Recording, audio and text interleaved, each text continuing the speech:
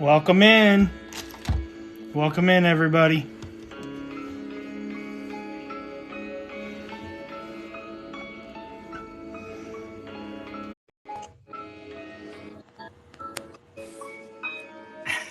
Perfect intro, Mikey.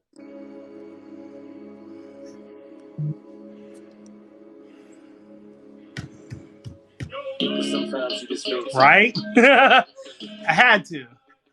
You got to play an Eminem song when we're trying to review Marshall. What's going on, y'all? Let's song play a little bit. Right? Come on, everybody. Come say hi. Let's share the live. Let's go, y'all. It's going to be an exciting one. Dude, I couldn't sleep last night. You ever had like a big trip? I'm just excited because I really love your show because you ask controversial questions. You really make the viewers think, and you really get me or whoever's in the box, like, brain really twisted. I like it. It's a whole different way of... I got some questions for you too, man. Like, they're there, you know? I'm ready. Well, thank you, Coco.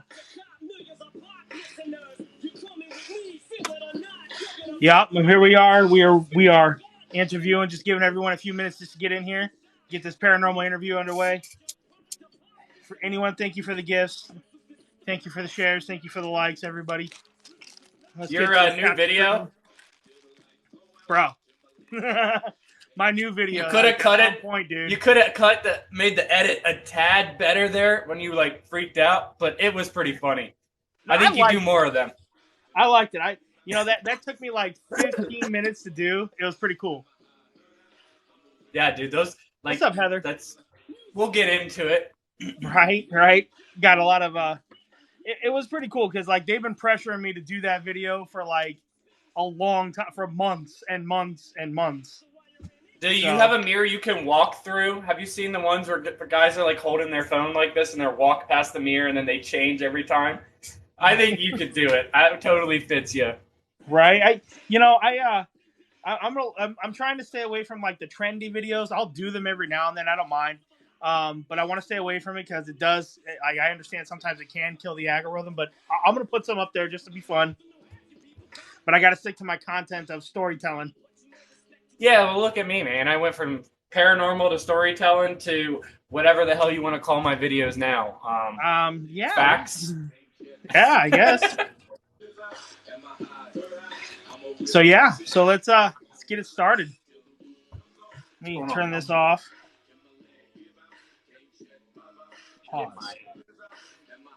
There we go. So welcome in, everyone. This is the interview. This is the paranormal interview. Today we are interviewing Marshall, Haunted Purgatory. If you're not following, please go give him a follow.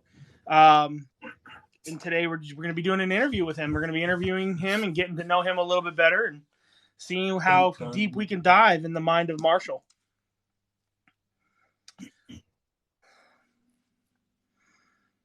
First of all, thanks, Mikey. Thanks for having me on, bud. Yeah, no problem, man. Anytime. The wheel spoke, man. The wheel spoke.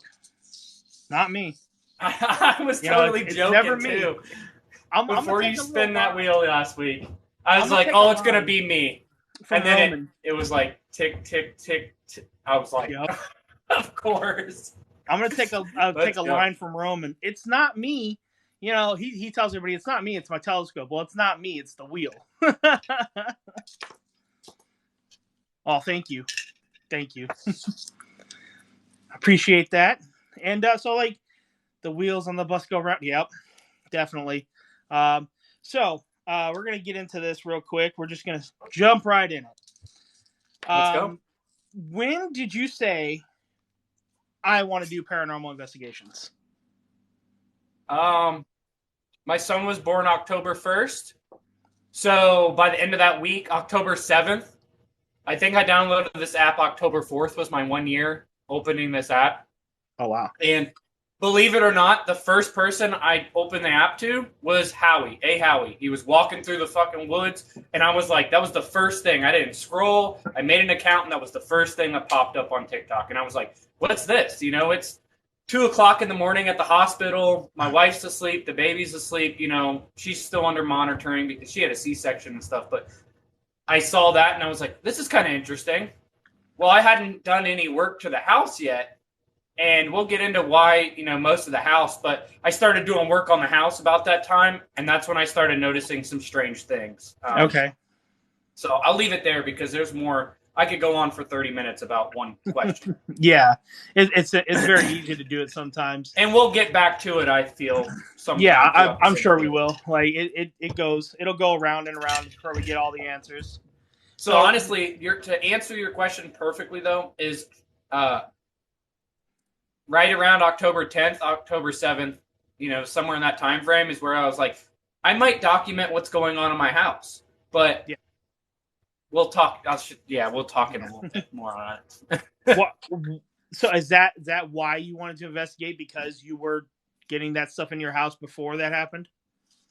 It was actually after I started doing work, but yeah, it was more relevant. We'd have things moving and noises, and it was really scary at first. So I figured TikTok was a way to share it, and then I found I found a love for it. That's good. And that's why we, as other investigators, and I know the mindset is like, let's get everyone to investigate. There's nothing wrong with it. Let's do it. How would you feel the way you are? Like, how would you feel about where you're at in the community? How do you feel about where you're at? I feel like I'm the most picked on, other than you and Shane. Picked on. and look, if you're not picked on, my thing is, if I don't pick on you, I don't like you. So, right. To me, I feel like there's been times where a lot of people may have some hatred or mean things to say about me, and that's a little bit of why I kind of changed my content. That way, no one can be like, discrepant about what I do. I can still go on investigations, but I kind of wanted to get out of the toxicity. So yeah, but it got a little toxic for a while. Everybody, even me and you butted heads at one point. More me thinking some crazy stuff, but through social media will make you think crazy things for no reason because it is so easy to manipulate. Somebody can take a screen recording right now and cut it and make me and Mikey sound like we're cussing at each other, whatever. Yeah. So it's just hard. So, it's probably put me in some bad shoes because there has been some videos out about me that I think are quite hilarious. Yeah. People trying to call me fake and stuff. But, I'm not here to say the paranormal is real or fake. I'm here to just capture what I can. Right. Like, and my whole thing is like, I don't want to come out in the open and say something is fake because, first of all, it makes me kind of look dumb because I wasn't there. I wasn't there in the moment. So I really can't give it my 100% opinion anyway. I can say what I see, but that's it. But I don't really like to do that a whole lot. And supposedly they're on YouTube, Brandon. I've seen the channel. I even subscribed to it, but I thought it was funny. Subscribe to the J channel. That's funny. So like, dude, if you have haters, you're doing something right. Oh yeah. Like if you don't have anybody that hates you, there's not one single creator on here that doesn't have people saying bad things about them. Like, this is true, and a lot of the times, honestly, like I feel like it's a misunderstood comment. It's taken out of content sometimes, because you're just trying to give your honest opinion about somebody, even a good one. Like I've had times where I've been approached after a good comment. And I'm like, dude, I meant no harm by that. Like I was actually praising you. Like sometimes it's taken out of contents, and it's hard to get around that. When you text somebody, I know a few of you have got probably experience. You text somebody something out of your heart, you meant good, but their heart, they went, what the, Yeah. And then you're in a pickle, and then you call each other, and you can hear the emotion. And that's what's hard about, I think, just anything social media in general, is there's no way to really show emotion unless you're sending an emoji every other text message. Yeah, and I think the emoji is how to show people what the context is half the time, and I think it goes a long way. And that's something I didn't even learn in texting for a while. I was like, oh wait, what? That actually means something? Duh. Yeah, of course it does. So so you have a haunting in, well, I wouldn't say haunting. You have activity in your home. Yeah. How long have you lived there? Now a year and a half. So did it start right away? No. So I did renovations before the house, like before we moved in, just to try to get it move-in ready because this house looked run down. Like we got it on a deal. It was right before the market spiked way up. And if anybody's tried to buy a house recently, good luck. Yeah. So we kind of bought it on a whim. We had like a week or two to get out of our apartment. And I was fixing this up and nothing happened until I started working on the upstairs room. So really activity's only been happening for about a year, but we got rid of it fairly quickly because of what was happening to my daughter. Oh, okay. All right. Well, I won't go into that. That's kind of personal.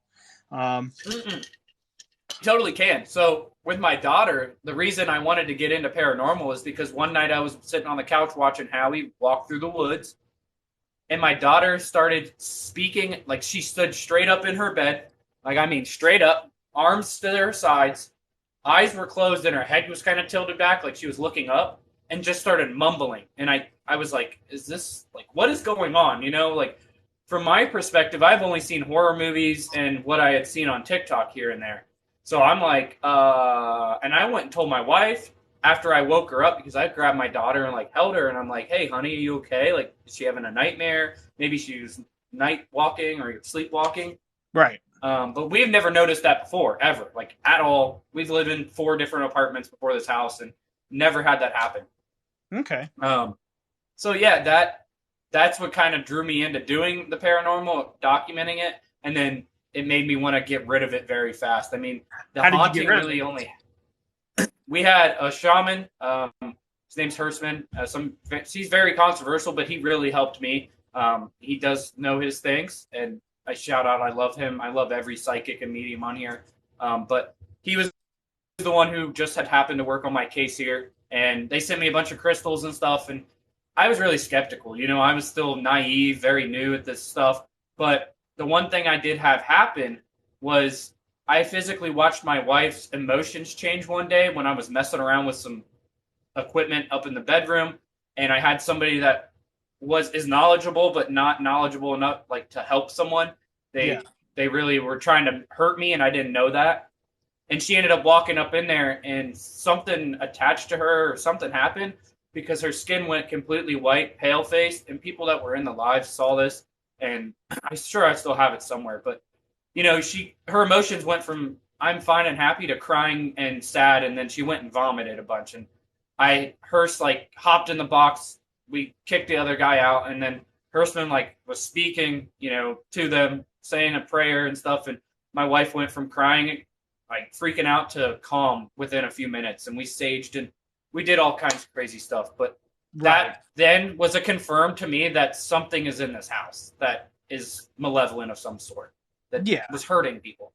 Well, I mean, if you got help for it and it's no longer there, that's a good thing. That's definitely good. We still have residual spirits, but you know, we still have residual spirits, but we don't have like my daughter and my wife aren't being emotionally attacked anymore. You know, we have things move or fall off the shelves sometimes. But we don't have nearly as much, you know, my daughter's no longer screaming at night, saying something scratching her. There's like all the crazy stuff that was happening in the beginning no longer is happening. So I find that it really worked. Yeah. Well, that's good. That's a good thing. So speaking of, I would say, you said you're very new we've had we sometimes we discuss every now and then about how people investigate and stuff like that and debate it. I've noticed anyway, not anybody else, just me. I've noticed kind of an identity crisis for you on TikTok. How are you doing with that? What do you mean by that? Can you elaborate a little more?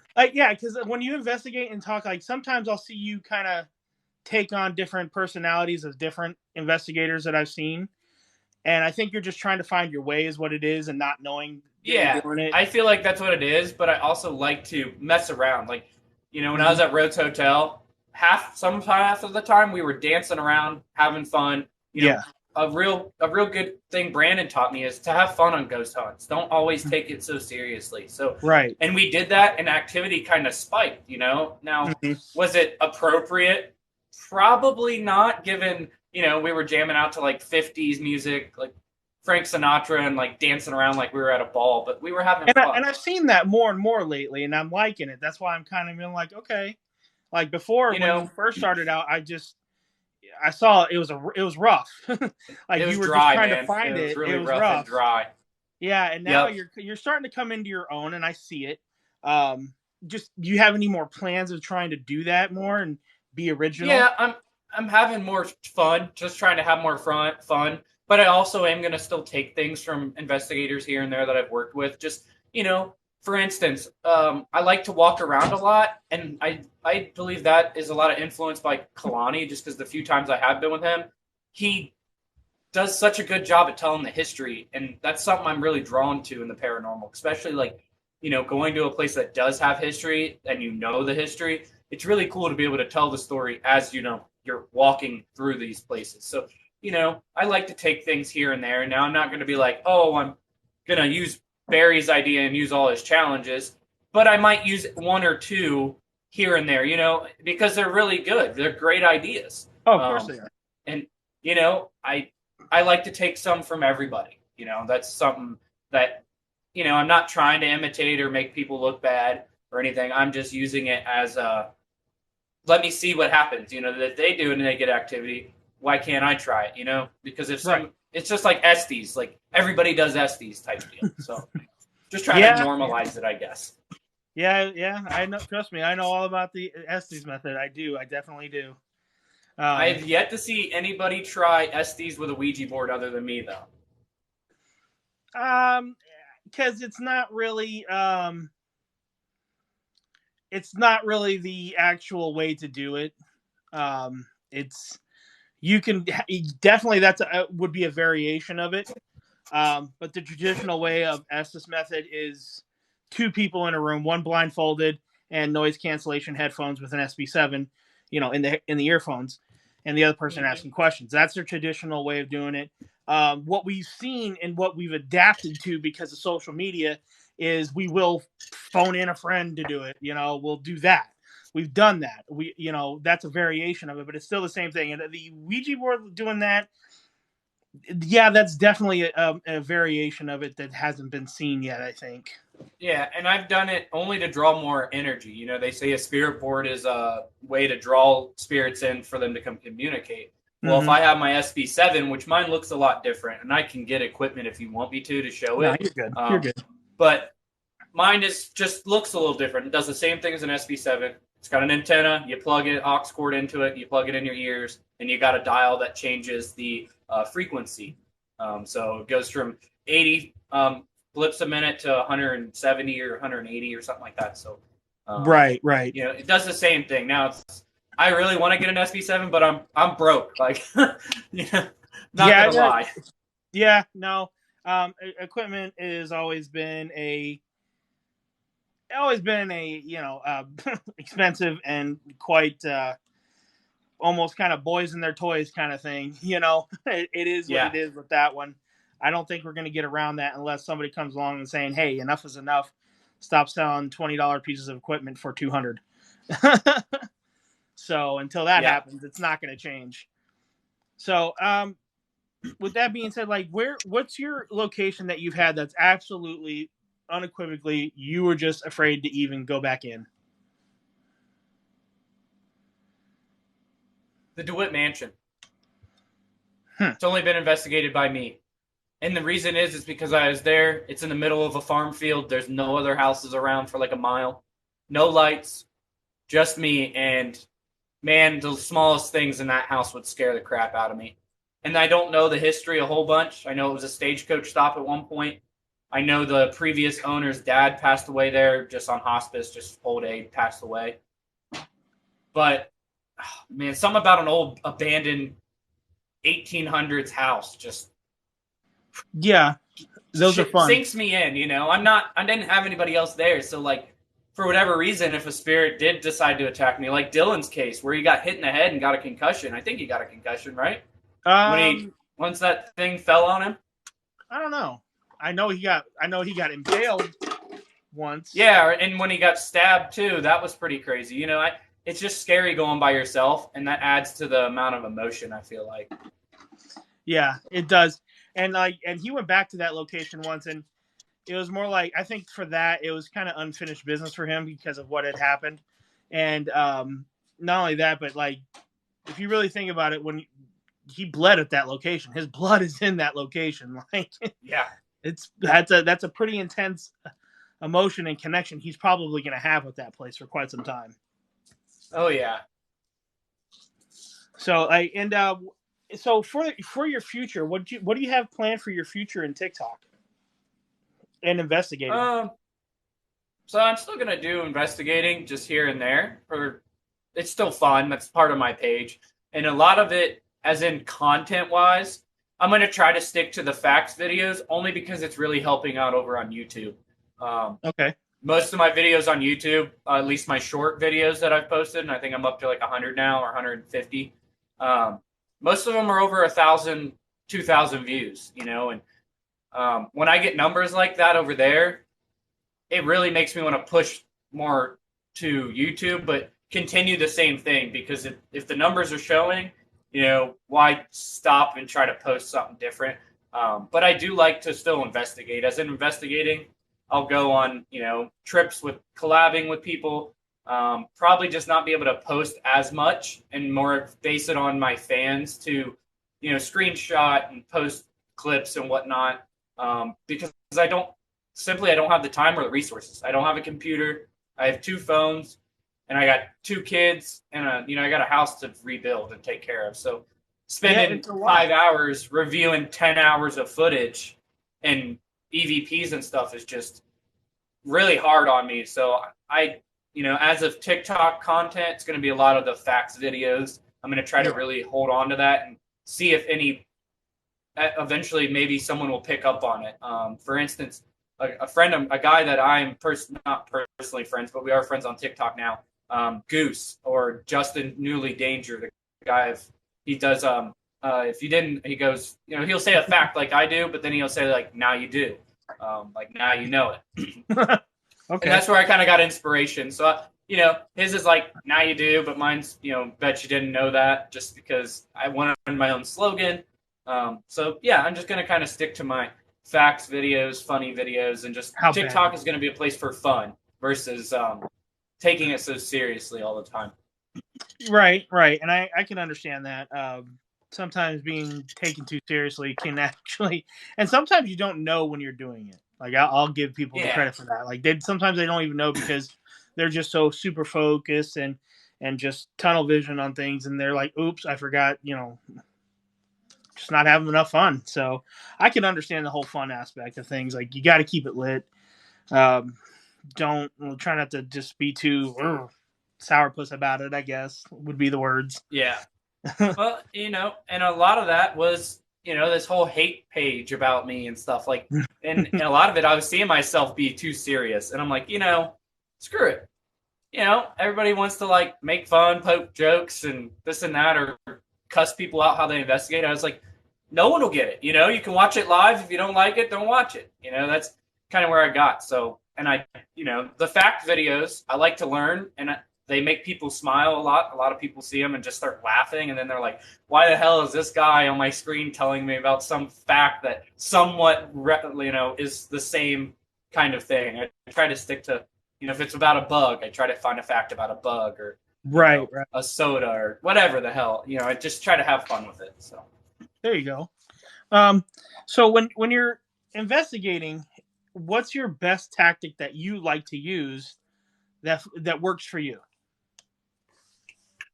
Going with my gut feeling. Okay. That pit right here in your stomach where you feel uneasy. I can walk to one room and not feel uneasy, but the next I'm like, something feels off here. I like to start in those rooms, and as in like if I use any kind of equipment, my favorite one is my Ovilus. It does the same thing as an Ovilus. The only reason I like it better is because it does connect to my other phone, and I can be up to like 50 foot away from it. So it can be clear down the hall in another room, and I can walk around the building and it'll still tell us the words that are going on and you know what the spirits want to say to it or what. Excuse me, whatever it's picking up. Yeah, and I mean, Ovilus devices are pretty good, and what I like about it is when they start spitting out words that correlate to history.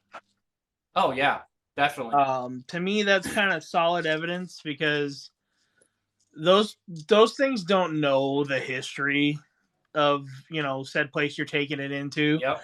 And when it starts saying names or saying words that correlate with that history, it's different. I think a lot of people overlook that as evidence. I really do think they do that.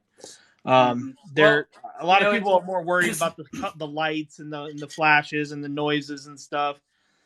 But that all can be duplicated. To me, when it says something like in the SB11 or SB7 or even the Ovilus, and it correlates, how can you knock that?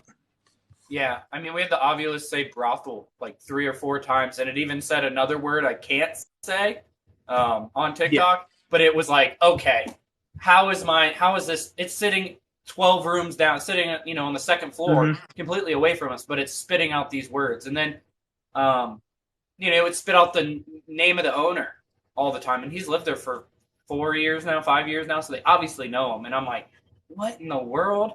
Like, that is really cool, but for $160, it's worth it. Way worth it. Right. Yeah, it connects to an app, and some people you can just use the app, but I don't believe the app works. I believe you need to have the device with it.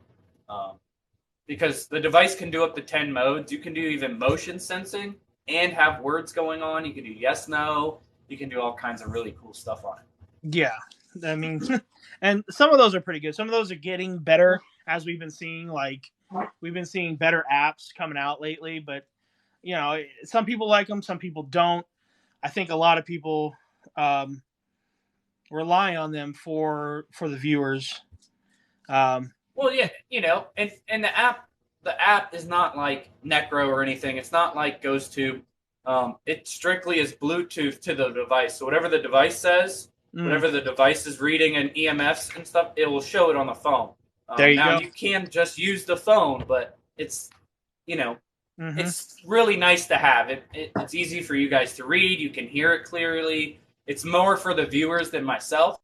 Because if it was just me, I would just sit in the same room with the thing, by myself, if I wasn't putting it on camera. Yeah, I can understand that.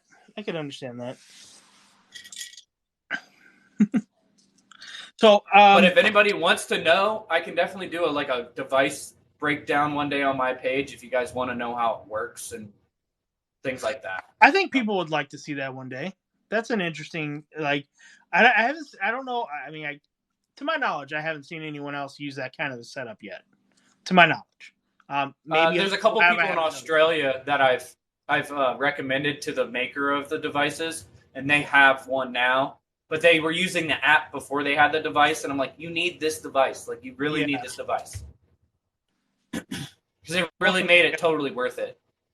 Welcome in, everybody. Just doing an interview with Marshall here, Haunted Purgatory. So, again, just getting to know him. Who is your number? Like, who would if you had to go investigate with anybody on TikTok or even not TikTok? Who would you want to investigate, and where would you want to investigate with that person? On TikTok, I'll give you 2 examples. On TikTok, I would want to go with, no one take this to heart, but he's just very knowledgeable. I want to take Brandon to Alcatraz. Okay. Not on TikTok. I want to go with Tony Spera to the Devil's House, or where they got the Devil's rocking chair from. Okay. Ernie Johnson's house, where he was possessed by the demon that almost killed his little brother. Yeah, and who is Tony? Tony Spera is their son-in-law or their grandson, I think, to the Warrens. Yeah, I recently saw him yesterday. I watched a couple episodes of that 28 thing. Hello. Welcome in, everybody. We see you, everyone. Well, Kyle Payne, I'll go with you. Yeah, he's the step. Yeah, I saw him the other day or yesterday when I was watching the 28 Days Haunted. And it's a good show. It's a good show. It is really good. They did make a really good show. I don't agree with everything, Yeah, a but little dramatic, you but know, it was a good show. Definitely a good show. So what's your plans for this year? Left. You got a little bit left. Were you doing anything? yeah, I want to go to the Ross House in Bel Air, Ohio. Any place Okay. that really has heat. Nothing. I'm not going to do much outside, outdoors, because it's just too cold. We're in the 30 degrees here now. Yeah, and because I The noticed you were Ross starting to do the wood House. thing. Yeah, the woods are great. Like I would love to do it if we got a 50-degree night where it's not too harsh on the batteries. But the 2 times we went, it was really really cool. Like I know that the videos make it hard to watch, but if you go and watch the live investigation, you see how my wife reacted and things happened there at the end. It really got kind of terrifying now that I look back at it. Like, you know, there were some things I caught that, I caught a shadow that looks like it's coming out of the Ouija board. And I don't know if any of you saw that, but it was only 2 frames long. So, like, it's just compelling. I want to go back with another investigation team and see if they catch the same stuff I do. So it's not just personally me. Okay. Have you thought about teaming up permanently with somebody, or you just want to always stick with yourself? I kind of want to team up with somebody permanently that lives close because of money, like definitely the money aspect of it. When I went to Rhodes Hotel, we paid $350 and we had to split it. Well, 175 ain't bad. That made it a lot better on the pocket than dropping $350 out of pocket. So. Right. It's definitely easier if you have people around that are contributing other than relying on yourself. Some people can do it, and they've had success with it, and some people just are not. But either way, I think everyone should have a team for a lot of different reasons. Even myself, like I would eventually love to have and build my own team, and it's a lot of fun. You kind of need the backup too. Yeah, but personally, I still really love investigating by myself. There is a rush. Because there's definitely a rush about it because you're alone. You're absolutely alone. So yeah. The adrenaline rush, man, it just gets you when your heart's thumping out of your chest because you heard a mouse knock over a board, or it is probably something logical, but yeah. One first instance I had that really scared the absolute piss out of me was when I investigated at my building a few times. One night we had a hand railing that wasn't welded. I had set it onto the railing holders, but there was no way it could have fallen off. Like, it was hard to pick up. It's like 100 pounds. We were investigating one night, and that thing fell. Like, it fell, and that got my heart racing so hard. Like, my devices went crazy, and I was like, okay. This was like the first time I actually caught paranormal evidence outside of my house, and I'm like, whoa, that's what like hooked me. That adrenaline, like I'm scared to death, but this is really cool. Right. Yeah, and that's kind of what I like to do is like my adrenaline when I'm alone. It's like, whoa, I don't want to go back in there. I don't want to go back in there, but you got to go back in there. Like you got to go. Like there's nobody else that can take your spot. Like you got to go back in. Like what are you gonna do? Chicken out? Okay. Yep. I mean, you can. It's an option, but you're always gonna be like, damn, I should have went back in. Yeah, like I'm feeling like after I went to Rhodes, I'm like, and I had such good interaction with me, and I don't personally think the guy I was with was liked by the spirits. And I know that sounds really crazy, but he has this big beard, and to the women, since it was a brothel, maybe he looked like one of the people that abused them or hurt them. That's a big possibility. Sometimes, and I'm shaven and I'm clean. You know what I mean? Like I look like a wealthy person versus somebody back then that couldn't really afford a shave or something like that. Yeah. I want to go back by myself and just experience. Maybe it might be more amped up because it's just me, And see, that's something on TikTok I don't see a whole lot of, and that's trigger objects. And everyone can say, "Oh, well, a REM pod's a trigger object." Yeah, in a way, but I'm talking true trigger objects. Like if you're at a saloon, take a deck of cards and some chips with you. See what you can get. Start playing cards. Yeah. If you are in a brothel, throw down money and talk to them. It's trigger objects are extremely important. I don't really think people take advantage of it like that. Like it really definitely needs to be exploited a lot more because it brings back the memories. I feel attacked. No. Utah, see, here's the deal. You are the trigger object. and it's just you different, are the trigger object, buddy. I want to go to this place called Wood Carvers, and I believe it's either in Michigan or Indiana, but it's an old wood carving shop where there was a couple bad tragedies that's happened, and the owner now, like, I guess people say it's like really crazy for demonics, but like, I want to take this old tape measure. This is from the 30s. Like, this is a foldable tape measure from way back in the day. They still make these, but this one's really old. I had the date on it. This was in the house when I moved here. So, like, stuff like that.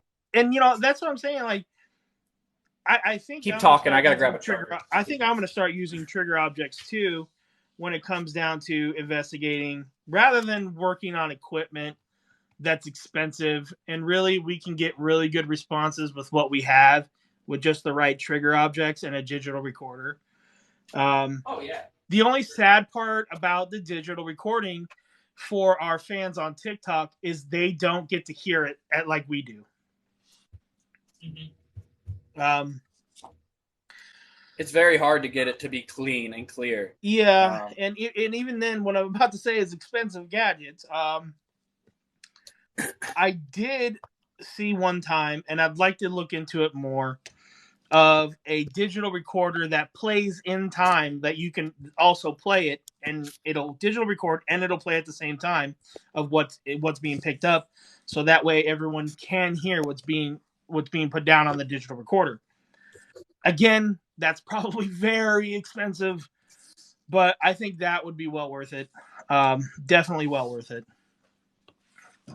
But again, trigger objects are probably a little bit more important than a REM pod to me. You have one, Mike? Yeah, well, I know. I used to have one. That doll I used to have, what I started out with. And I got rid of it because we thought that was part of the haunting. Because when we did cleanse the home, we gave him two options. You go to the doll or you leave the house. Right. There's no other rules here.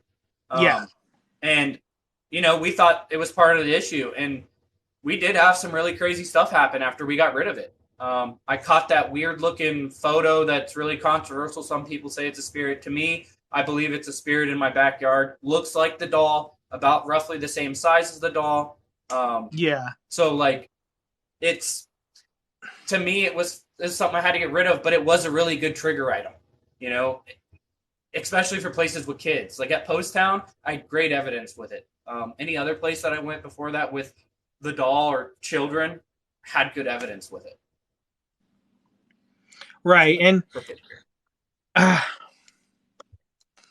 And we talk about dolls, and I'm like, oh, that's a touchy subject in itself, is dolls. And it's like, because like there was a doll trend, a really bad one. And it was due to COVID. It was definitely due to COVID, because people weren't, like, when I first got on this app, it was right in the middle, smack in the middle of COVID. Like, you weren't going anywhere. It just wasn't happening. Mm-hmm. So a lot of people had dolls, and it was a plethora of haunted dolls. Because it was right after I got rid of mine. It seems like every channel had a bunch. Right. And, and that was the deal. And so I'm like, and I'm like, I'm watching people, and like one couple of people had like hundreds of dolls, and they're all haunted. And I'm like, how is that possible? How? Because they bought it off of eBay and it said so. And I'm not mine. I didn't. And I'm definitely not go to eBay. I like the dolls. You get haunted dolls. There are haunted dolls. I got one not expecting it to be haunted. Like, completely, I didn't think it was ever going to be haunted. I never thought and it turned out to be haunted a little bit. Like, it was quite the experience. But will I do it again? Only if I found out before I bought it that it was truly haunted. Yeah. That's good, because like I said, when I went and bought mine, I went to this big-ass antique mall and broke out my Ovilus, this device here. And Yeah. when it told me a direction to go, I followed it, right? And then I ended up coming to the foot of this doll. I picked the doll up, and the name Anna came through this, and I was like, okay, it's Hana. And that's what I wanted to go buy. I wanted to go buy something that had somewhat of a spirit. My wife saying Anna is a no. She did not like that doll. Yeah, and I can see that. And already cool. the Annabelle has got a bad rap because anytime someone sees one, they're like, "Oh my god, it's Annabelle! It's haunted." No. Mine did not look like Annabelle at all. It was a old horseman's doll, wooden hair, wooden head, porcelain hands, stuffed with hay and hair. It was a really cool doll. And the guy I shipped it to has yet to open it because he's scared. He's scared to open it because of what had happened with that thing, you know? Yeah. At least what my family experienced. No, yeah. And Kyle, I was just about to say that, Kyle. I'm going to say 98%, maybe even 99% of the divot boxes that everyone sees, they're all fake. Exactly. I didn't give her the name Anna. It came through this is my Ovilus device that I'm talking about. But, it came through here. I didn't go, I'm going to name this doll Anna. No. Right. Poor Raggedy Ann. Poor Raggedy Ann is stereotypes. For real. Seriously. I wish I had a photo of it, but I don't have it anymore. Yeah. And the same with the divot boxes. People make those all the time. 99% of them are all not real. It's just for clout purposes. There's probably a few 1% out in the world that, trust me, I guarantee if it was a real authentic divot box, you don't want any part of it. But it's got to be authentic, and having that 1%. It's probably a smaller chance of running into a demon, actually. It's just so not going to happen. Yep. I'm haunted. I don't need a box or a doll. Well, there you go. See? There's a few just like people Kyle. I believe Kyle's haunted, too. Fucking Kyle. It is a good thirst trap. He needs to continue them. No continuing of the thirst traps. You know what would be a good one, Mikey? Yeah, like the mirror one, I'm telling you. The mirror one, but you paint your logo. So you do M, and then the next time you come through, R. It would be great. I've thought about doing the silhouette. Who knows? I may drop another one, but it's going to be far and few in between. It was a lot of fun. It took me 15 minutes and whatever. It was fun. It was fun. Hey, big guy trap videos right now are all over TikTok. I say hop on the bandwagon, Mikey. They have been asking me to do that video for at least that I'm aware of and could remember at least 6 months, maybe even further. I'll buy you a fucking bikini. No. Come on. No. Hell no. That is definitely not happening. Yeah. No bikini. Mom, can you tie the string? Yeah. No. I actually have a string video that I made on purpose. It was quite funny. That from the doll that was haunted too. It was quite funny. I actually made 2 of them, I think. So, do you don't plan on getting any more dolls, do you? No. I made a promise to my wife that I will not get any more haunted objects, and if I do, it will be separate from the house. So, like, when we move, we're thinking about, I'm wanting to get, like, a shop, a place I can go and get away from the house and the kids. Or if I, like, ever have the amount of money one day to own, like, buy an office space or something, then I might get into some more items. But other than that, no, I don't plan on keeping any. Okay, well, yeah, I told everyone if you get me TikTok leggings that are in my size, and that's the whole key, in my size, and no one has done it yet, I'll do something. But yeah, going to the fact that dolls. Now, when you do you know how to keep those things safe from you and your family when you get them? Yeah, when I first got it, no, man, I was just letting that thing set out. But after we did the cleansing of the house and forced it to the doll or wherever, I put a prayer inside the box. I had protection oil that I kind of cleansed the inside of the box with and did the outside. And then every time it was open to closed, I'd do the same thing. I would put, oil inside the box and outside the box and, make it very clear that this entity or entities that were inside the doll that may be inhabiting the doll, they must stay locked inside the box. Right. I did allow them to leave when she was out. I gave them free.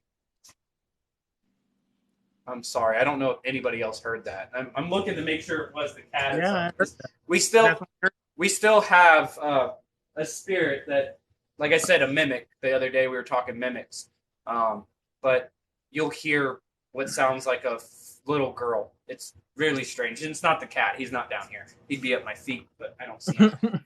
There you go. So we're just gonna keep talking about bringing your work home with you. Yeah, well, like I said, I used to keep it at my work and locked in this box. It was my boss wouldn't even touch this thing. Like he was scared of it. He wouldn't open my cabinet, and it always had a weird smell, like perfume. Always, every time we opened it, and I was like, something weird is about this doll because it didn't smell like perfume when I smelled it. You know what I mean? Right. Well, yeah. How about see? Because I've always wanted a haunted objects collection. True, authentic haunted objects. Did you ever thought about that? Oh yeah. Well, like I said, the reason I got rid of the doll is because whatever we pushed into that doll, made leave into that doll, was what it was emotionally affecting my kid and my wife. Mm-hmm. I mean, it got so bad to the point, and this is a little personal, but to the point we had to go to therapy because we thought something was wrong. And we would leave the house and everything would be fine. But the second we would step in, the tension, the anger, the emotional breakdowns would all come back. And we're like, something's up. So we ended up getting rid of that doll and it all fizzed out. It all got calm, vaguely, I remember some of the things, back then that was going on. And, everyone's going to have something to say about it. And I heard the things and, it's tough to say because everyone doesn't know if you're not there. And even if it's not due to a doll, like, hey, listen, let them work it out, Yeah. And I took a break off TikTok for like 6 months because of that. Yeah. Like at least 5 months I was off. I would stop in, but I didn't make any videos. I didn't go live. I just let my page run its course.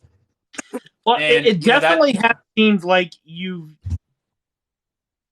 come a different way and you've actually went a different way than what you could have went and the way things were going. Because it was definitely noticeable and it was being seen. And that's a difficult moment in itself. I can definitely agree with that. That's a difficult moment. It's humiliating in a way. It's humbling in another way. You learn a lot, you move on, and you learn your life lessons. And I feel like you're coming into your own because of those situations. And I don't want it to see you like deter yourself away from the paranormal. The paranormal tests people in ways that nobody knows, the first time I ever seen somebody get emotional, it was Brandon when his father came through. And to say that it is or wasn't, it was still emotional. And I can feel his emotion because just like a couple weeks before that, Feathers got a hold of my great grandmother and it was emotional and it was during a live. And it is the paranormal will test you in so many different ways. And you have to learn from these mistakes and learn from these lessons and take it and go with it. And I think you did a good job of coming back and bouncing back from that. Yeah, it was tough. I was scared to come back. I was like worried no one would be watching me. And for a while I'd go live and I had like 3 people. And I'm just like, well, this is fun. Yeah, it's rough. If you're not on TikTok for a while, you're not relevant anymore. That's kind of the attitude of not people per se, but of the algorithm. TikTok for sure. just kind of makes it that way, Yep. So it's kind of a weird feeling. But once you start getting back in it, people start like, hey, you're back, Yep. And to go back to not the doll, but per se the house is, we had our emotional upsets even before we had the doll. But when I started ripping the house apart, and I'm talking my daughter's room, if you guys have seen it recently, in the pink room that's all redone, it was nothing but studs, and the walls were falling apart. It literally looked abandoned. It truly was abandoned at some point. So we already had emotional things going on, and I kept thinking something. I felt weird always in the house. I always felt nervous and almost fearful of things for no reason, and my tensions would just, we thought it was maybe postpartum. We, like I said, we went to therapy, but not just us had to experience this stuff. And I had learned that after a few times, we'd been to therapy, is I went to the police station and looked up just records of the house, like what has happened here. Mm-hmm. And everything was due to domestic violence. And I was like, why is that? And I started doing more digging. And that's when I found out that this house had an unaliving happen in 1820s, somewhere around 1824, 1825. And it was due to domestic violence. And every single person that has lived in this house since the house was moved here in the 60s, moved in, married, and moved out divorced, where they would just go crazy and you know what I mean? It was just really bad. Well, yeah, and that's, when that kind of energy stays in a house and it's been built up and built up and built up, that's always a good idea to cleanse a house. Just for your own purposes, just for sanity. And I didn't know anything about that at first. I've never owned a home. I never cleansed an apartment. I'm like, I don't. You don't think about like okay, if you never got into let's say you never got on TikTok, right? Yep. You never got into the paranormal, and you didn't learn these things. Where would that have taken you? Oh, dude, we would have been divorced and down the road. It's that crazy because as soon as the doll got taken, my wife dropped it off the post office. She left the post office. She vomited one last time like she did the first time she encountered it upstairs, and it was gone. But you know what I mean? It just shows that whatever was here that is now attached to that was very bad. And the person that has it is now experiencing the same thing I was. The same exact things, and it's crazy. If this doll ever leaves this guy's hands, I pray to God whoever takes it, and I hope Brandon or somebody that's knowledgeable to take care of angry spirits does so, because I couldn't. There's nothing I could do other than keep it trapped. Mm-hmm. And I know that does nothing but make it more angry, but you know what I mean? I will always have when I finally get my own way and I get my own place and I start collecting these items, I'm always going to have a designated place for these. I've always thought about building my own little office shed and having it a display, doing something like that. That way it's not in the house or anything like that. But it's something I've always wanted to do. Hopefully I'll get there one day, but it'll be very interesting because the amount of energy that comes from haunted objects and items, it can be overwhelming if you're not knowing how to kind of close it.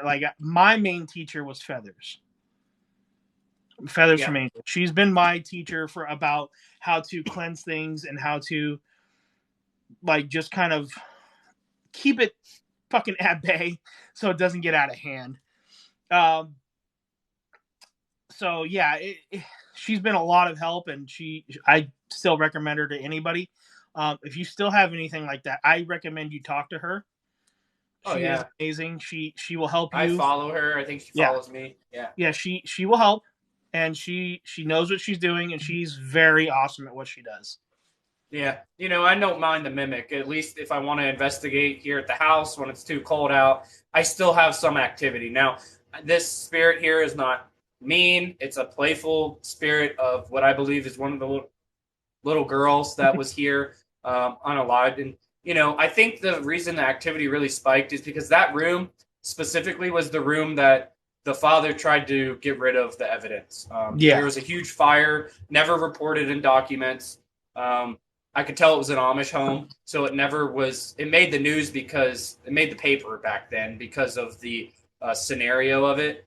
Because other than that, it would have went completely unscathed, especially through Amish community. But when it's something that crazy, the police and everybody got notified for that. But yeah, I let her stay. Like I let this little spirit stay. She's playful. She does things like, hey, will you go play with um, this device or this device? And a lot of times we get confirmation of that, But it doesn't affect my family, so I'm not worried about it. Well, that's good, because the last thing that's what you always want to be aware of. How is it affecting me or my family? Yeah. So now that we're going to be completing a year, where do you want to see yourself as an investigating for next year? What's your goal? I want to at least do 10 places. 10? For sure.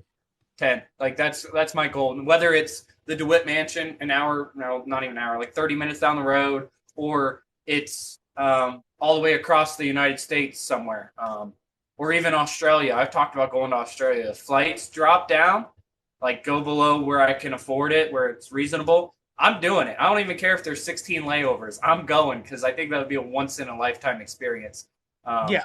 Just to experience a whole different native culture, because that is something I believe in the paranormal, is that Native Americans were way more in tune to the land, the stars. They were way more in tune into the elements and the supernatural than we think they were. And I know that just the woods example, that place is Native American filled of energy, and not all of it's good energy. And they were tied to the land. Like this was their land before it was ours, and they took it very personal, and they're always going to be there.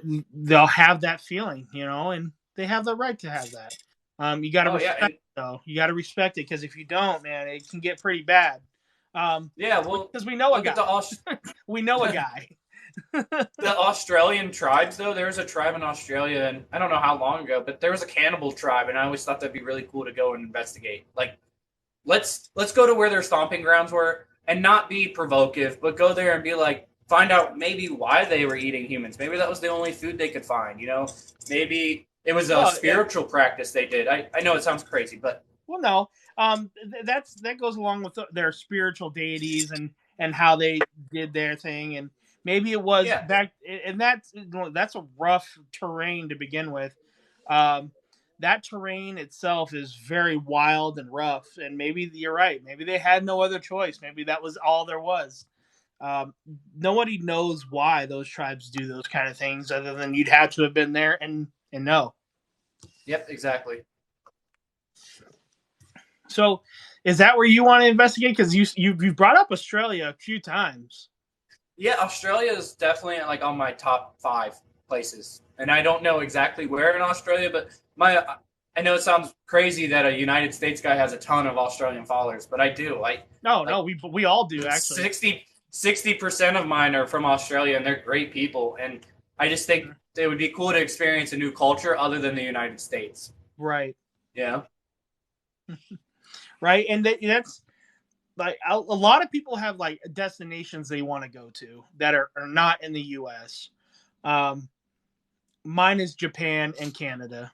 I think Japan has some very scary places, and due to their culture, and especially a certain forest that is associated with them.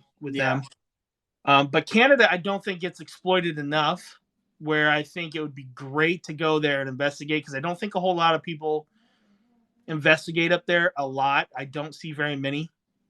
There is one group that I follow, the Paranormies. They investigate up there. Now, right, I never investigated with them. I haven't ever really got to talk to them other than text. I've really been wanting to do a sit-down interview like me and you were doing here. Antarctica? Really? Really? Lisa, I'm going to have to agree with you there too. Just for the simple fact of how many people have really no one really knows a whole lot of Alaska, but because I was just about to say Alaska.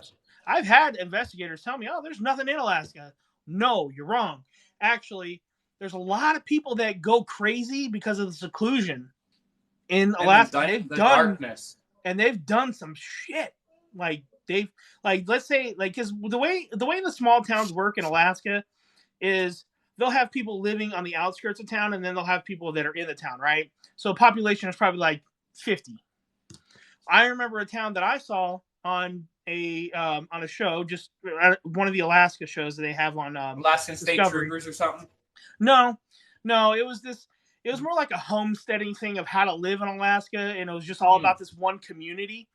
And they were talking about a story that one guy had lived in their town and literally wiped out half the town because he went crazy. Things like that happen a lot. People still will go up to Alaska to hide because of their criminal background here in the lower 48. So there's a lot going on in Alaska that people are not aware of. Oh yeah. Yeah. So I think if you tap into some of those towns, you can you could probably get a lot of paranormal activity up there. And especially, I know this sounds crazy, but especially with the alcoholism. You know, a lot of places are dry, but those dry places have so much alcohol drinking, and because it's man-made, because they're making it themselves. Like, it's all moonshine stuff. Yeah, and people that I feel like are alcoholics that may have activity going on. There is one person on here that I firmly believe is really haunted, but he's also a drunk. But the activity that goes on is absolutely insane. And I feel like when you're on that low vibration of being drunk, you're very vulnerable. I feel like spirits can definitely affect you more. You know, for take someone else on maybe something of, that brings you up. Brandon from Unfortunate Travels. Just going to say that. He talks about me a lot. That's surprising. But that right there, that's two different levels, and it puts you on two different perspectives. But, you know, I would just like to experience that because I grew up with an alcoholic dad, and it was a bad life growing up, really hard on me. It doesn't make me want to drink, so I don't drink very often, so I can't tell you about it. But I would love to go back and investigate my childhood home. And just to see if it was him or was it something there affecting him while he was under the influence. Right. And, and that brings back with a location that I was told about by another person that I'm friends with outside of TikTok because I've met them. They were working in an actual more new age asylum. So, and that asylum, what was happening is they had committed a lot of different criminal acts.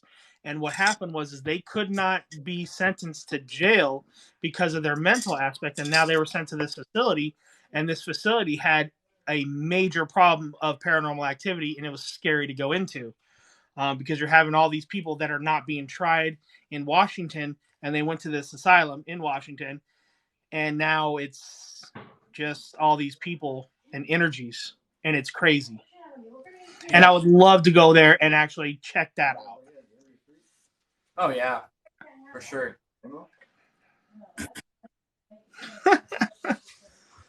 Yeah, it's okay. She can be late. She's got things to do. So, Marshall, what else are you guys planning on doing? You guys are planning on anything big coming up or anything new? Next year, I think we're planning on trying to do an event at some big place. I haven't really picked it out yet. I really want to do Waverly because I've never been there, but Randolph County is a little closer. I know Zach and Barry and them all have been there and all have had really scary encounters there. And it's big enough. I want to host, have 10 investigators from all over the United States come up, and during the day, say we start at 10 a.m., everybody has their own booth, have a video going up with your evidence, maybe your TikTok videos scrolling, but a place for just the community to really come out and experience other investigators, see how other people investigate. But then on the investigation side, have those investigators, go to a certain area of the building, right? And they set up their own devices and they investigate the way they want to. And then those groups visit each investigator just to kind of get a relative perspective on how different people investigate, and it's not all the same like you see on TV, Right. It's not everything's a demon. It's not everything's gonna hurt you. It's not I got thrown into the wall. It's something cool. Yeah. Indiana State would be good too, but the service isn't very good. So I want to be a place where everybody can be live. I'm talking 10 people all throughout TikTok all be live together, you know? Yeah, not on one screen, but as in everybody can go to individual pages and check it out if you can't make it to the event.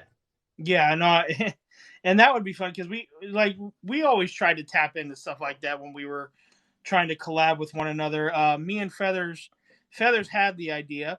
I agree, and I think we should still do it about something like that too. And it's something I'd still like to get done this year if possible. I really want to do it, and a lot of people can get involved. I understand. Unfortunately, with these things, it we can't bring everybody, of course, but like a lot of if we can get people there, like we're gonna try. Yeah, like I just think it would be a good time for people to promote merch and give out stickers or whatever. I just think it would be a really good time meeting everybody. And yeah, it would be tough to get evidence, but if you set a certain amount of group, let's say it's at Waverly, a giant building, right? What is it? Yeah. 5 floors. You can have investigators on either end of the building.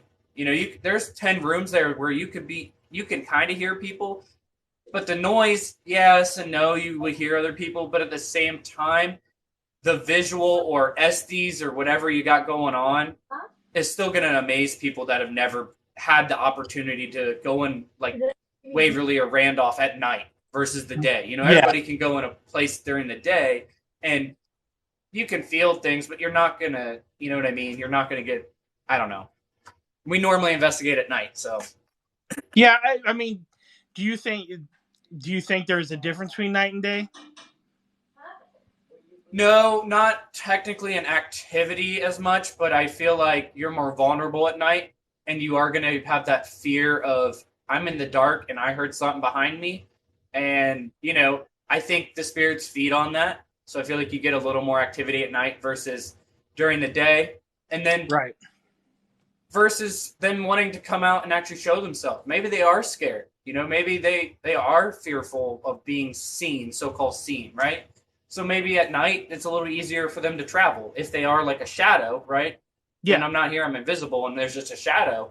It's easier to get through and by people and, interact without being seen at night versus the day. If you saw a shadow walking during the day and there was no one there causing that shadow, now they're caught, Yeah. Yeah, no kidding. That's always a little bit rough.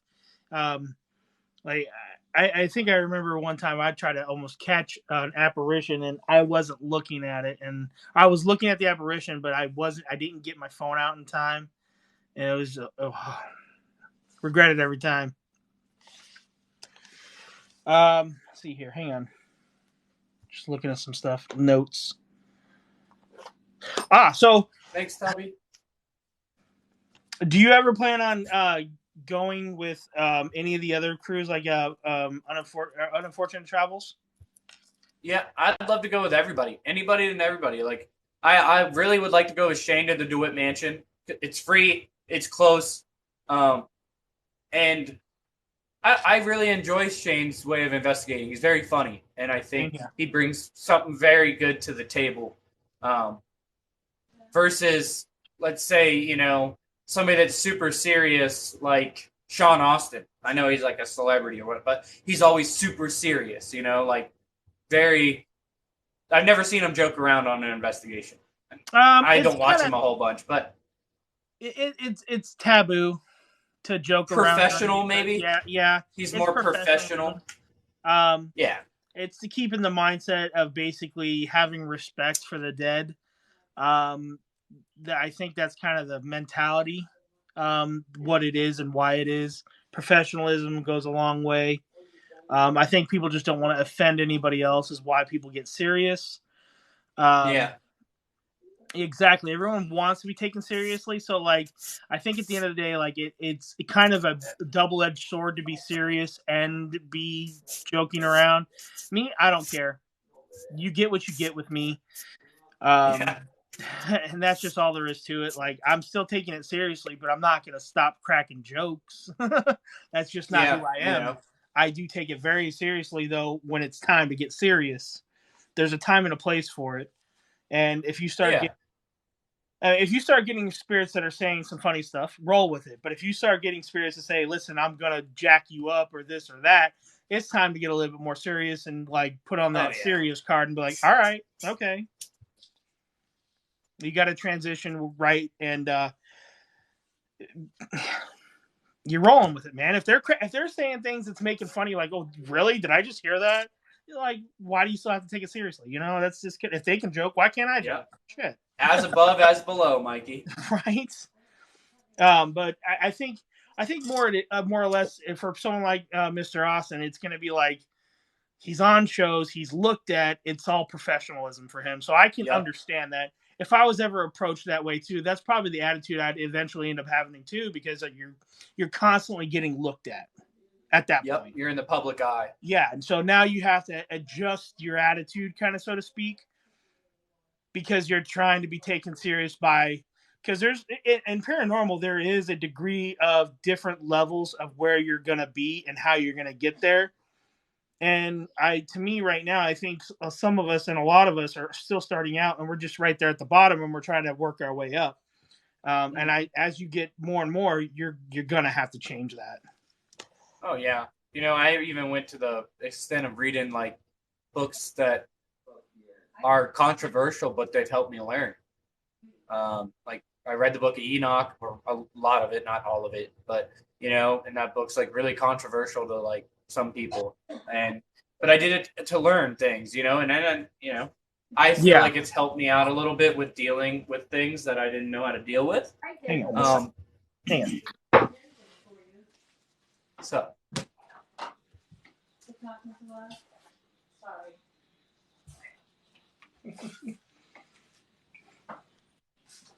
Stuck in the middle of a story of my life. I feel it, Ray.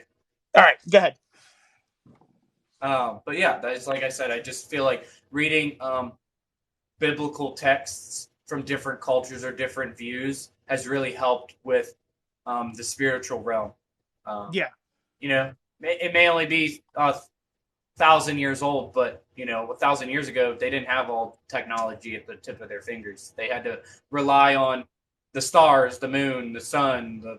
You know, they were in tune more with the earth than we are.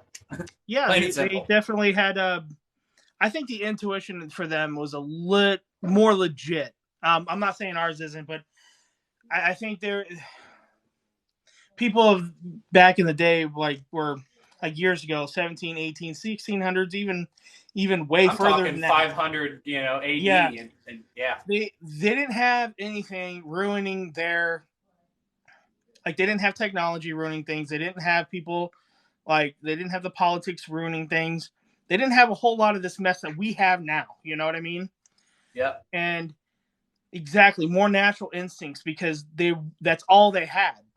That is all they could have. And I think they were more in tune with spirituality than we are today. Oh yeah, I definitely feel that. I mean, that's a good idea for a live even, is sometimes just put the devices down and just walk around, go with your natural instinct. Mm-hmm. I think that's one reason I really like to watch Howie when he's just walking the woods, because he's just letting his intuition guide him through the woods. Like, yeah, it may be in his backyard and he may know the trails, but still, middle of the night, I want to see half of you walk in any set of woods in the middle of the night and not hear something that's going to scare you. You know, you hear coyotes howling off in the distance. You're going to be like, okay, it's pretty scary. There's a lot of animals out there, you know, and oh yeah, it's definitely going to get scary. The whole woods thing for me is I like it. It's different, but at the same time, it's like you got to be at the right place at the right time, and to get anything that I think that what people are looking at. But they also I wasn't there for that. Ava Witch. I mean, unfortunately, Ray, yeah, that was the downside. That was definitely the downside. But like I said, I like just raw, like, you know, walk, you know, let's, what's his name that works at Waverly and goes live a lot? His account's Waverly. Is his name Corey? Does that sound familiar? I don't really. Someone? I think so. I don't. I think I follow them. But you know, he walks Waverly naturally, no, just a flashlight and his camera, and that vents. That's thank you, Shane. I don't pay attention half the time. You know, that's half the time when I say shit that's just comes out randomly because I didn't listen or wasn't paying attention. Right. But yeah, he takes a really cool approach to that, you know, and I think that's probably helped out with catching evidence. Is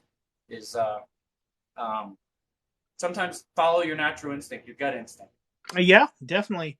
That's probably your best tool is yourself. I don't knock anybody trying to use that tool. We were talking about it this morning or last night. I can't remember. Days are starting to blur together these days. It was Brandon, me, and Kyle. Maybe I think it was. Yeah, we were talking about would you allow a spirit to take over for 5 minutes? And I'm like, if I had people around me that knew what they were doing to help me get out of it, that were protecting me, and I was well protected afterwards, and I had, you know, and I had the backup, and I was filming it for like educational reasons for us, and just yeah, I definitely would. I wouldn't do it by myself, just saying, hey, yeah, let's go do that. You know, no, not doing that. Wouldn't definitely that be an attachment though? Huh? Isn't that considered an attachment? You know, because like Brandon said yesterday, you can get an attachment anywhere, and technically that spirit is you can. And here's the thing. Affecting you. And here's the thing, like it's not about just because you tell them, hey, you can't attach it to me, it doesn't mean it's gonna listen. Like that's never for sure. Like that's something. So you're talking full control. The spirit has to listen, or is it like it can do? Like it can attach to you even if you told it not to. Like if it really wants to, it will. I'm talking in your case though, how you want if you let a spirit take full control. Well, that's what I'm saying. Like I'd have a real authentic psychic medium next to me helping me out. Definitely someone of a religious nature there, like a shaman or a priest or something. Like I would have people by me helping me, making sure things were not going to go south. You know, it wouldn't be just a, hey, let's go do this. You know what I mean? It would be a very controlled, and that's when it would get serious, and I wouldn't be joking around or anything like that. I would definitely allow that and go through that, you know. But like I said, just to go into a location and have it done, no. You don't just do that. No. Like there's things that you have to prepare for, and there's going to be consequences even if you got those people by you, and it's just something that you're going to have to take into fact that yeah, I realize that. Am I willing to take that risk? Yeah, I am, because I'm out here. I don't think anybody reads my bio enough. My bio says paranormal truth seeker. There's a reason why I say that. Because I'm willing to do that stuff to find the truth. Like I'm not willing to do this for, like, I'm not trying to do it for the clout or anything like that. I'm looking for the truth. Straight up. That's all I'm looking for is the truth. You know, I like to put myself in those scary situations of it. I've done that quite a few times, you know. Mm-hmm. Well, thank you, Lisa. Because to me, being vulnerable sometimes definitely will give you activity. Whether you like it or not, whether you know how to handle it or not. Personally, it does bother me, and I do have to cleanse. And a lot of it, you know, I do the whole shower cleansing thing. You guys know of like washing. Yeah, you know, it's actually a form of meditation too.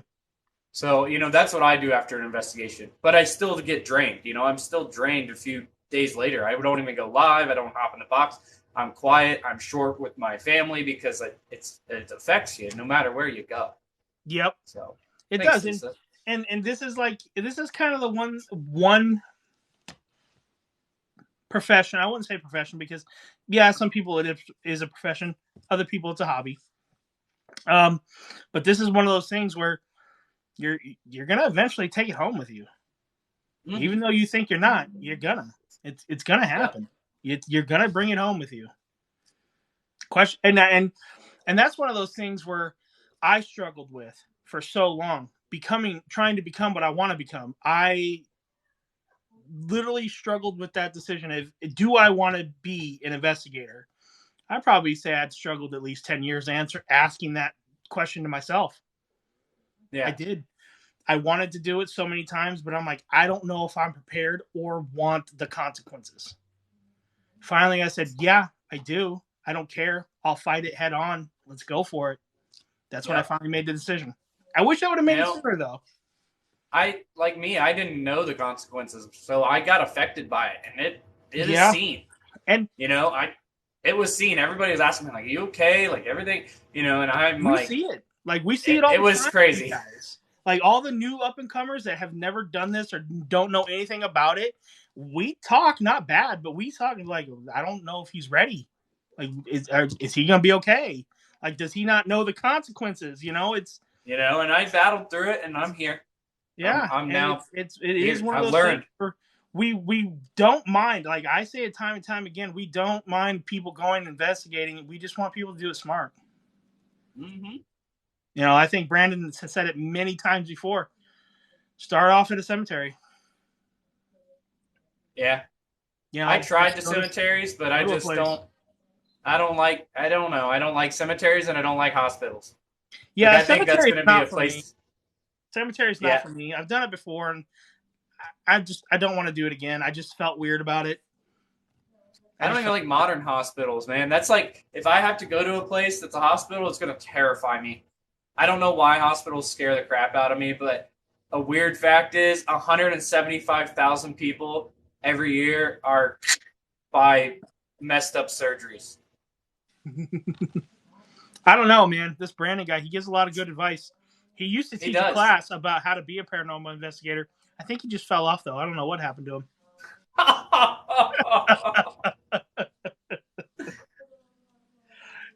And all his dolls look like me. I'm kind of weirded out. Like, what's going on here? Adam? Are you saying Adam looks like you? Wait. Let me do it. Ready? I gotta get the good part line. Here we go. See, he used to, like... No. I know I'm going to catch a lot of heat for that fucking comment later. Done. Brandon's going to I love you, Brandon. I had to do it. I love you. Oh, man. So anyway, so you got 10 locations that you're trying to do. What's the ultimate end game with this? Just to knock off places that have been on bucket lists to visit. Like, my main thing is I just want to travel. I like traveling and learning about history. Like, I was a huge history buff in school. Mm-hmm. So, like, when I went to Fairfield County, I read all about that place. It's got you could read, like, books about it. And it just amazed me. And even, like, when I went to Poasttown, I learned about a lot of the history. And that place is probably the most active place I've ever been.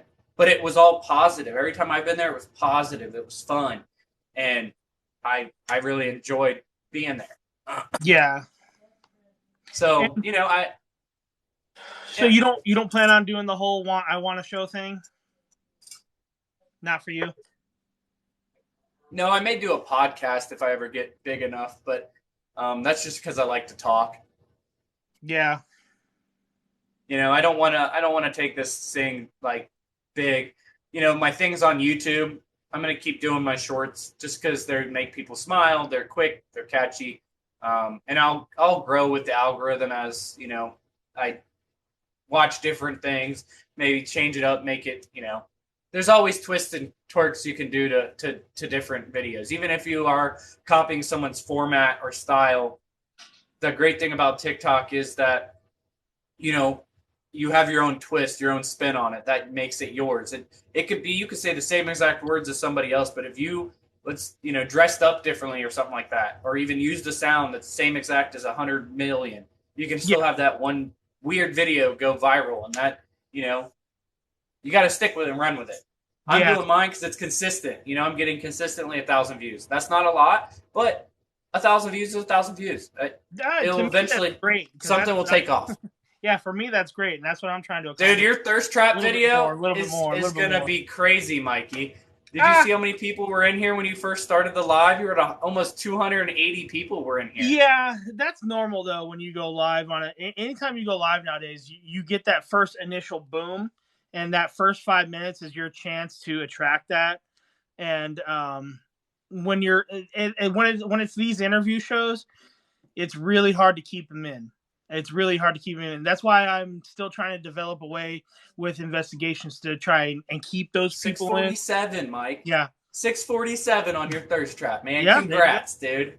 And that's a pretty big boost of views. What I'm normally used to anyway. So, especially in so little time. Like normally that takes it takes 24 hours to get up to that point. So yeah. That just goes to show you what beating the algorithm feels like, or rather, it beating you. Yeah, like mine, man.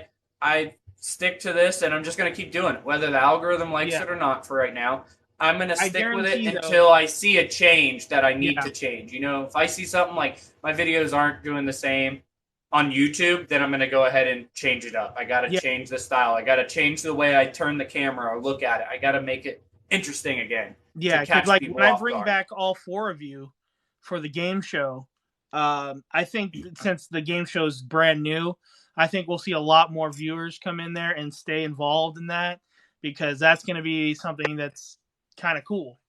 Unfortunately, no one's going to be able to chat in it because you're not. I'm sorry, but you're not giving away the answers to the contestants, so I apologize for that in advance. But it is what it is. I don't want it ruined. I want it to be an actual game show. They're also only going to get like 10 seconds to reply, so they can't Google. There's got to be. So are you going to like constantly turn the comments on and off? Have a moderator doing that? No. What I'm going to do is I'm going to just turn on sub-only chats because I only have 10 subs. So I'm sure those subs will get the message of don't comment, rather than trying to get like anywhere from 50 to 100 people not to comment, which is very difficult. So that's one of those things, but that's probably what I'm going to end up doing. Not next week, but the week after, because we're still waiting. But yeah, so that's going to be a lot of fun too. But I'm still trying to find. That's something to grab people. For that one. But these individual interviews, I'm still trying to find a way to grab that first couple of 100 people that come into the live. So I'm still learning to come up with something. You need an intro. You need an intro where you're like, hey, it's Mikey with Paranormal Defense. Yep. Well, I got like something catchy and something you repeat. I got plans to get a background, to get a backdrop. Hey, this is just a curtain I stapled to the rafters in the basement. Right, and that's really all I'm going to end up. I think that's what I'm going to end up doing, like going and getting a sheet or something, black sheet, and doing like a PVC making a little thing. PVC. Yeah. And then when I get some money, and now that I have my logo, maybe I can get a backdrop with my logo on it here soon, and just put it like that. Oh, I mean, you've seen the art I've had done for my page, and I did that because I want to frame it. Like, I did pay quite a lot for it, but I mean, it's on my merch now, and it looks so cool. No one has a logo that's that intricate and crazy. Yeah. I mean, I know it's hard to do that, and it's expensive. And that was an investment, like Mikey said. Investments matter, They do. But investments. Like before, I just had a board, man. Yep, I agree with like that. Before, I just had this. Yeah, it says it's backwards, but I just had this for the longest time. Yeah, it's one of those things where you got to spend it to make it a little bit. Like you're not trying to spend too much, but you got to. You kind of have to. Exactly. Invest in yourself. The rest will come. And that's kind of what you have to do. And so you're just trying to just do this for fun then, and just kind of a hobby now? Yeah, just a hobby. I really would like to, like, if I could do this full time, I would. Like, if, let's say, TikTok or YouTube was paying me enough to just have fun and make content, I totally would. Now, would I want a TV show? No, but let's say, let's say Discovery reached out and was like, hey, I want you to do a trade show like Dirty Jobs or something. We like your content or how you talk about facts or whatever it is. This is like the biggest thing ever, right? I would totally do it, There's some people that are ambassadors for companies now because of the same type of videos I'm doing. They make ads and stuff, and they make good money. I wouldn't mind doing it. So, the paranormal side, I think it's always just going to stay a hobby for now. Unfortunately, for now, do something fun. you really gotta. The only way to, like I was telling a couple other people, the only really way to make money, the only way to do it is we get gifters gifting us things, and that's great, and that goes back to whatever you're trying to do for gas money, for locations, for the money and the equipment. And not only that, but we make the merch, so that also brings back that money to also kind of help put back into it. It's like whatever you're earning, you're putting back in, and you're hoping to make just a little bit of profit at the end of the day. Yeah. When I mean a little, guys, I mean a little. So I mean, it is one of those definitely things not where much. you're just hoping to get up there and get that notary and notoriety and respect from other people to keep doing it. Yep. And that's why, and that's why till this day, you know, it's all about association. Associate yourself with people that are going to have a good reputation. Associate yourself with people that are just in that manner of business. This could eventually, you never know when it could be a business deal. Exactly. You know, your merch takes off, people like it, you start doing drops every week or every month, and, you know, then it becomes, you know, whatever the case is. You know, I who knows? Maybe I get into cars. I did start a car page just editing cars. You know, I like cars. Like, there's just all kinds of things. I like fishing. Like, you know, there's so many things you could do once you have an audience base, as long as they stick to it. You know, if they like who you are, then you're going to have them stick to you no matter what. You could be sitting on here twiddling your thumbs like this, but if they like you and they like conversating with you, you know, right. And that's kind of what it boils down to. And I always tell people, take it with a grain of salt and be humble. Be humble. You know, I can't remember that quote that I gave you yesterday. Do you remember that? Something like, strive to be your best, or something. I don't know. It was pretty good.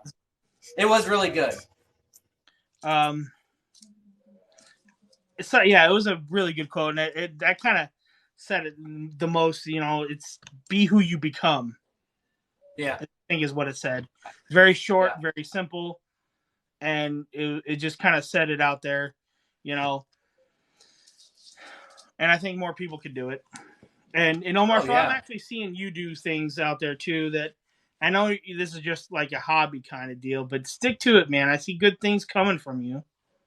Yeah, man. So, like I'm not here to help move spirits. I can't do that. I'll never claim to do that. I do like to talk to spirits a lot, but I like using my equipment, like the Vortex pods I just got. I really believe those. Like, I really truly like those things, and for $60. Yeah. I was like, these are cool. They're, you know, and it is using static, and it's just, I like using equipment. That's my way of investigating, you know. The more the merrier. I don't really like SLS cameras just because I still feel like they're controversial, but I think here in the next 10 years, there's going to be some kind of new app on your phone, or some kind of new phone with an advanced enough camera to be able to see, like, you know, things that you weren't able to catch way back in the day. Yeah, you know, and I do see that, and even with the SLS, like, people say there's controversial on it. I don't see the controversial aspect in it. Like, it's hard to say like what it's picking up. Now, sometimes I've seen a coat hanger, like one of those portable coat hangers in the corner, and there's coats on it, and people put their SLS camera there. I'm like, well, it's picking up that stick figure and the coat looks like a person. So yeah, I can see it picking that up. But if there's nothing there, and you're just looking at a wall, and there's nothing there, and it says there's something there, it's really kind of hard to argue. I definitely believe that. I'm not saying I don't believe them, but like, I just feel like there's going to be something better in the next 10 years. Something that's, as technology gets better, way better than SLS. It gets better, but it also gets more expensive. Oh yeah, definitely, for sure. Because like, have you ever seen a real SLS camera? Yeah. The guy I was with, he had one, and it was like, I mean, he built his own, but it's everything the regular SLSs have, and I'm like, dude, you gotta have a program to run it. And if you buy an SLS setup, the whole thing, it's like $1,500. Yeah, it's expensive. To 1,500. It's ridiculous. Yeah, and that's kind of why I went with depending on this. which one. You know, Yep. for the Ovilus, $160 versus $1,500 for the Ovilus 3 or whatever it is right now. I got a whole case full of equipment right here that I would love to go out and use because I have a music box. I got a flare camera, thermal flare camera that I'd like to get out again. Like I got equipment that I want to use again, and it's just sitting here collecting dust right now, and it's irritating me. It's irritating me. You know, why don't you just start going on walks around the neighborhood, throw a spirit box out, see where you catch activity. I know that sounds crazy, but like the Mormons here would probably freak the hell out. They would probably freak the hell out. There's a devil. They'd be like, "There's a devil worshiper outside." Oh yeah, or crazy. Yeah. They would be calling my mom, be like, "What is he doing?" And I'm just trying to talk to spirits, ma. So it's very interesting to see that. Talk to mailboxes. Talk to mailboxes. Exactly. And that, yeah, I wouldn't get a good look on that one. Yeah, so is there a lot of abandoned buildings near you that you can go into? Like, we're not supposed to, but. There's one that I want to really bad that used to be a butcher shop that's owned by the mill. Mm-hmm. And then there's one that's a stagecoach stop that's about to be torn down. But it's like full of bats. The whole second floor is down and gone. But I know it was a stagecoach stop because of what road it's on, and that road's been there forever. And the date is on, like in the brick on the building, and I'm like, I know how old this is. Like, this is an old place. Yeah. But there's only two. But like, you head towards Indiana, at least from where I live towards Indiana, I probably passed 40 different houses that are just abandoned that look like they should be in any haunted movie. Yeah. No, I agree. And Nebraska grown, that's actually a pretty good idea. I've actually thought about that. The nearest copper mines, it's a drive. But yeah, it's actually pretty cool. I could actually get into one. Yeah, there's mines down in southern Ohio where I went to college. Like big coal mines, old coal mines that were like, just dug by hand and stuff. Here's the thing: I'd never be able to take most of my equipment into the mine because, like, K2 wouldn't work properly. If you took a REM pod, it wouldn't work properly. The only thing I think I could get to work would be my music box. Music box, an Ovilus probably. If it needs signal, mine doesn't need signal. And that's like my really static sensor. Good. Yeah. The static sensor too, because it's picking up on static, not EMF. Like, you can hold it and it doesn't go off, but you take a balloon, rub it on your head, and create static and move it around it. Oh, it traces it perfect. I don't know how it does it, but it does it, and it's really cool. Yeah, and and that's one of the things that people have to be aware of. Like, you have to know what equipment is going to work where. You just can't go in and take all your equipment in because it does get affected by certain metals, the environment, any kind of.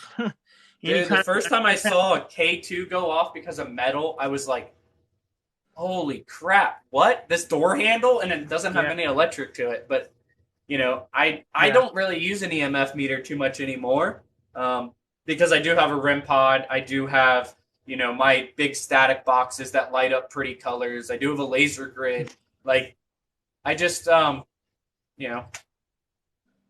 not trying to get you to go in the mines. It's Nebraska. It's Nebraska grown trying to get you to go in the mines, buddy. Like, I don't mind going in a mine. You can't go live, but I'd definitely be taking a friend or two. You could go live, and you probably wouldn't be able to get anything past like 20 feet though, without it breaking out. Yeah, exactly. So I want to be able to like at least make a video. That you probably get some really good stuff, like with a digital recorder, and just And because I don't know if you're aware, but that music box has a 16-foot reach. Really? Yeah. My paranormal music box, the coffin-looking ones, that has a 16-foot reach. It can detect anything coming at you at 16 feet. Your Starlink, well, yeah, if you had Starlink going in a mine, but dude, you're not here in Arizona with me now, are you, buddy? Yep. What do you keep hearing? My cat's down here. Oh, okay. But before I keep hearing stuff get like knocked around back here. So like there's my whole basement back here. Yep. I wouldn't mind going looking for a Tommy. Have you heard of those Tommy knockers? No. Tommy knockers is what they call spirits for mines. It's been a legend for miners to, if they listen to Tommy knockers, to get out of the mine. And usually when they hear that kind of stuff, somewhere it starts collapsing. Like it's actually saved lives before. It's pretty cool to sit there and say that, oh yeah, Tommy knocker in the mine, we heard it, we left. 20 minutes later, a part of the mine collapsed that we were in. It's like, yo, that's like what? So, it's pretty interesting. Yeah, another place I'd love to go is the catacombs of Paris. Yeah, I was gonna say that earlier when someone brought up. But the only thing that's scary is a lot of tourists get left behind in there by their tour guides. So like, if you go, make sure you have a very trusted friend or somebody that's you're not paying. Because like I watched Twin Paranormal go down there, and their tour guide almost left them. Like complete darkness, and he knew where he was going, so he played around with them. Yeah, but still, can you imagine being stuck in tunnels full of bones under a city where you don't know how to get out? Oh God, it gives me the heebies, man. I would love to go there and actually do a thorough investigation in some of the areas. Not gonna lie, that's probably one of the best places to go to. That's definitely a bucket list place for me. I couldn't figure out what the noise was here. Deep pounding noises. Really?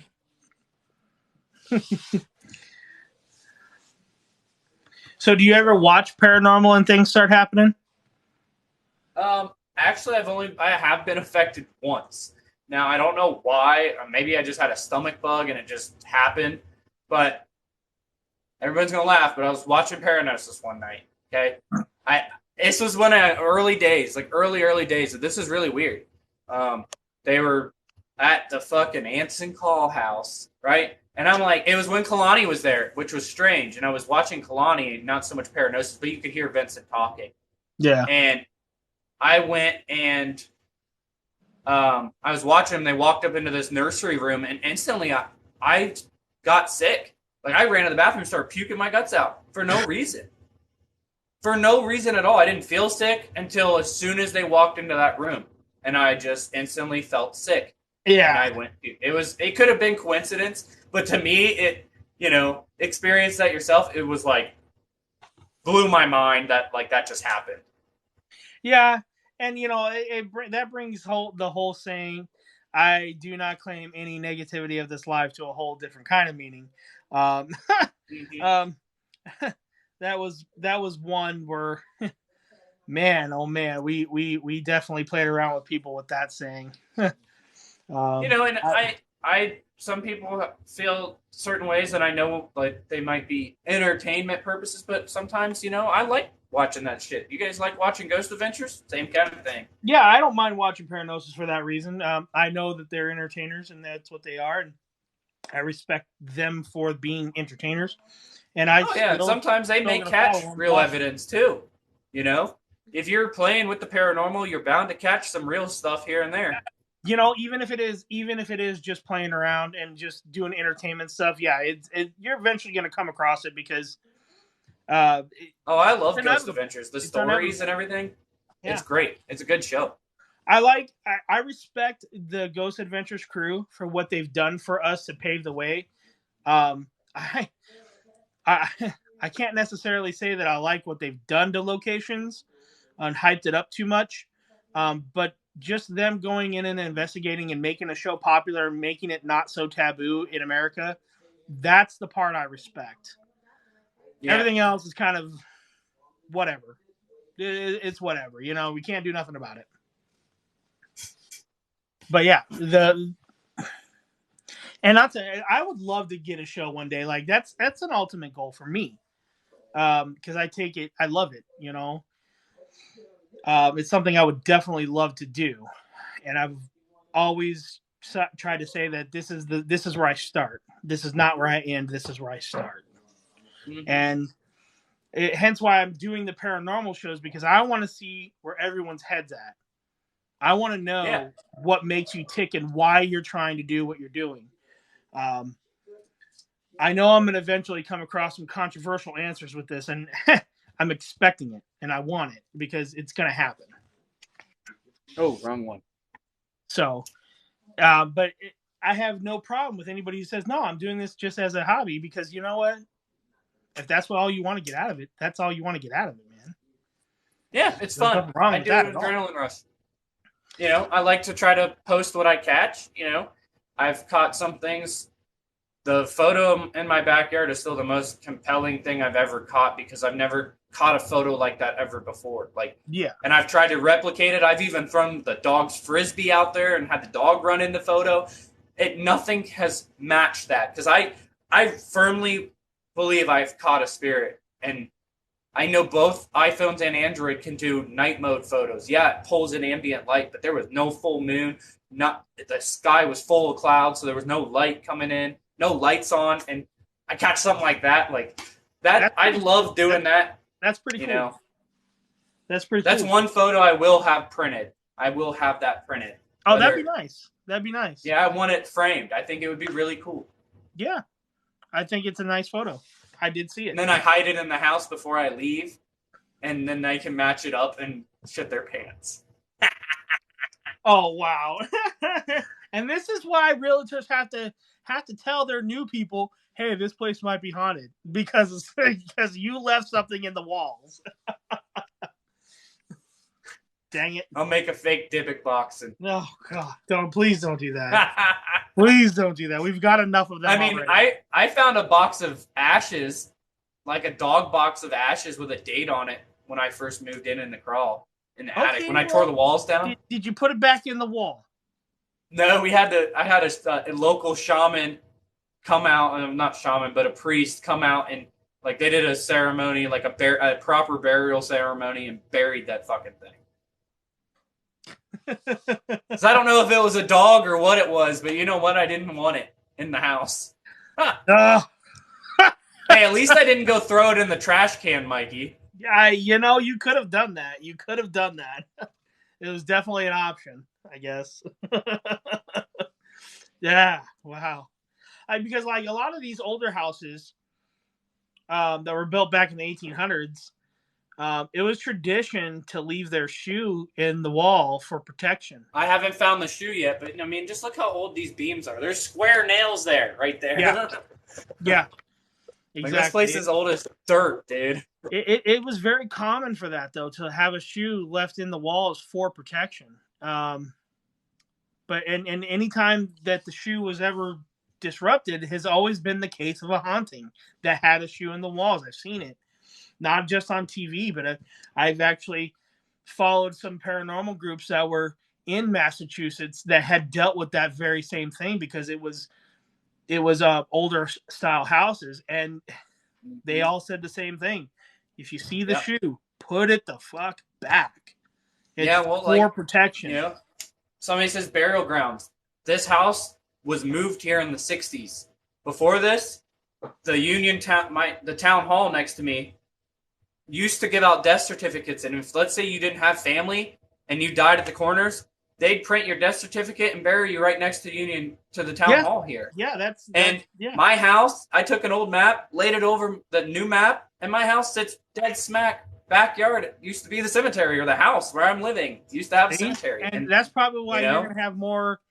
That's probably why you're going to have more activity at your house than anybody, because of that. I have to sage at least once or twice a month, just to kind of clean the house out. Yeah. You know, the winter time is the worst, because I'm not wanting to open the windows and jack the heat price up.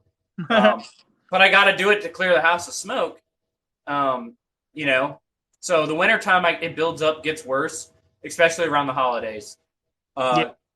Halloween is a big one here. Last year was the night we had the skillet get thrown off the counter, like 12-inch cast iron skillet, move and hit the floor. And it scared the shit out of me. And I was not recording. I was not on TikTok. I was getting a bottle at like 3:40, 4 o'clock in the morning for my son, who was literally a week old at this time. No, 2 weeks old. He was born the 1st. So he was almost a month old. And, dude, I had never experienced something like that in my life. Oh, wow. You want to talk hair on your back, stand up, the whole body tingles, and you run. Like literally, I ran, gave my son the bottle, and hid under the blanket. Not even joking. Not even joking. That's funny. Like, Jeez, that's crazy activity. That's but it's only been like that. We've only had 2 things ever get moved like that. One I have recorded, and it's when I'm painting my front door, and you hear my music on my phone next to my live. I have 2 phones, and you literally hear a photo fall and break. And I show everyone, no one's home. It's just me working on the house, and it just came off the wall. And it was one on a wire, but I had taken the screws and put them kind of downwards into the wall like so it would hold the wire. So there was no way it fell, like, because the screws would have had to been bent, and they weren't. Like, it was that terrified me. Like, my face was like, what the hell just happened? So, how do you feel like where your knowledge is for the paranormal? Do you know your paranormal knowledge yet? Oh, I still have a lot to learn. I still have a lot. I know what I've experienced. I know how I've dealt with it, and that's about as much as I can give in learning or teaching. You know, I know what I did, and it helped my family, and it helped me, and it helped my house, but it's not the same for everyone. Right. Every spirit's different. And what I mean by paranormal knowledge, I mean paranormal knowledge as in facts or trivial facts, not feelings or anything like that, because that's all up for interpretation. Because come the game show, you got to know the facts. I mean, I know a lot of facts. Like, I know a lot of facts about more history facts, exorcisms, dates of exorcisms that have happened, things like that. Okay. Yeah. All right, because that's the categories is going to be paranormal locations, investigators, and some horror movies. Yeah, that's. I know a lot of that stuff, but in like general questions that are knowledge-based questions. No questions will ever be up for interpretation because that's not fair for anyone to answer because there's no right or wrong answer for interpretation. So there will never be any kind of question like that. So just kind of gear up and get ready for that because it's going to happen in 2 weeks. Well, then my next 2 weeks worth of videos are just going to be paranormal facts. There you go. I'll call it the game show. I'll make a playlist. We'll call it game show prep. Right. So everyone, I thank Marshall for coming onto the show. Thanks, Mikey. It was fun having being here, man. It's definitely fun. We got to know a little bit about you and your background and kind of what everything is, and I think it turned a couple of heads on what you're about. So that's a good thing. You know, there was a bad rap about me, and it's no longer like that. You know, just keep changing the things that you're changing, man, and keep doing what you're doing. And it'll just be it'll be a thing of the past, and it won't be a thing no more. Yeah, and just stick to the road, man. Just keep on trucking. Thank you, guys. You're doing good, and we and people who notice see it. So just keep going, man. I got sawdust in my eye. Sorry. So perfect. Yep. And it's Marshall with 2 L's, Mikey. Is it? Wanted to say that. Yes, I want to say it the whole time. I'm sorry. I'm bad at names. The spelling of names. Just remember the school. Just remember the school. Okay. We Are Marshalls, the movie. Just remember that movie, and you'll always know how to spell my last name. Yeah. And So I will make sure it has 2 L's from now on. Gotcha. So but yeah, it was fun talking with you. It was good questions, man. Yeah. Apparently it's what I do good. So I'm sorry, it's what I do really good job. But normally we would bring everyone back next week, but people are having some scheduling conflicts where I would have a bye week. We're not going to do that. We're bringing Shane in for an audible. Hell yes. And then he will also come back with all of you for the game show. I'm overriding the damn fucking wheel just for Shane. So Shane better be ready for next week. He's probably gonna tell me no the whole time, and then probably say no when it happens. But just because that's Shane. Yeah, I know. I feel like if I want to investigate him, I gotta go drag him out of his own house. And I know where you live. I will go and drag him out of his damn house. Yeah, you know, me and him are going to be talking a lot next week about a lot of cool stuff because I know Shane a little bit better. Because because me and him talk a lot in my Discord and some group chats that we're in, and I kind of know what I'm going to be asking him. I think I'd like to see you two go hunt for Bigfoot. I think that would be incredible. I would love that, actually. But I think you need someone to record you guys, not so much one of you recording, someone recording both of you, so they really feel the struggle of walking the hills. Let me tell you something. It would be either the most Brokeback Mountain episode, or it would be like the better, funnier. Like, what are you guys even doing today? I think it'd be a great time. Oh, it would be awesome. I love Shane to death. It would be great. So tune in, guys, next week for that. Thank you again, Marshall, for coming in. It was a lot of fun. It was fun. A lot of fun, man. All right. Well, I'm going to spend time with my wife. So I love you guys. Yeah. Thank you, Mikey. I'm going to let you exit your show. I'm going to exit out first. So thank you guys. Fun, man. And I'll see you guys soon. Have a good one. All right, everyone. So that was Marshall. Great interview. Next week, like I said, we have Shane. And then the following week, we're going to do the Ghost, the Paranormal Game Show. So stay tuned. Be ready. Be prepared. Have a great night. Enjoy the rest of the night. I hear there's a lot of people going live tonight for some investigations. So just keep on the lookout for them. And I'll probably see you in the chat somewhere. Have a good night, everyone.